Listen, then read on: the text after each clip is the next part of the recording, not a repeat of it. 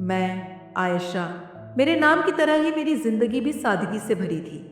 एक छोटे से कस्बे की लड़की थी मैं, जहाँ इज्जत की परिभाषा अक्सर हिजाब से शुरू होकर उसी पर खत्म हो जाती थी। लेकिन मेरी आंखों में भी सपने थे, थोड़े चुपचाप से, थोड़े अल्हड़। अब्बू बहुत सख्त थे, अम्मी हमेशा पर्दे की बात करती, और मैं बस चुपचाप छत पर खड़ी शाम के झुटपुटे में कभी जांच से बातें करती, तो कभी अपने तकिए में दबी डायरी में कुछ महसूसियां छुपा लेती। फिर वह आया। उसका नाम जैन था। एक रिश्तेदार के बेटे के साथ आया था हमारी गली में कुछ दिन ठहरने। ऊंची कदकाठी, आंखों में कुछ गहराई थी। न ज्यादा बोलता, न ही ज्यादा देखता, लेकिन उसकी चुप्पी कुछ कह जाती थी।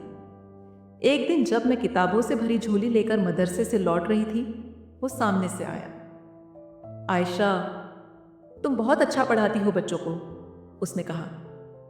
मैं सकपका गई। मेरी आवाज़ मेरे होठों तक नहीं पहुंची। बस इतनी सी बात ने मेरे अंदर कुछ हलचल सी पैदा कर दी थी। धीरे धीरे, पर्दे में रहते रहते भी कोई किसी को इतना महसूस कर सकता है, ये मैंने जैन के आने के बाद जाना। वो मेरा नाम लेने लगा था अब, और मैं उसकी आवाज़ को पहचानने लगी थी, पर्दे के उस पार से भी। मैंने कभी उससे नजरें नहीं मिलाई, लेकिन हर बार दिल की धड़कन बढ़ जाती थी। रातें बेचैन सी। मैं हर रात सोचती, क्या एक हिजाबी लड़की को मोहब्बत करने का हक है?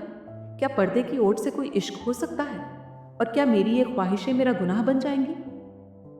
फिर एक दिन जन ने अब्बू से रिश्ता मांग लिया। मैं अंदर तक कांप गई। अम्मी की आंखें भीग गई।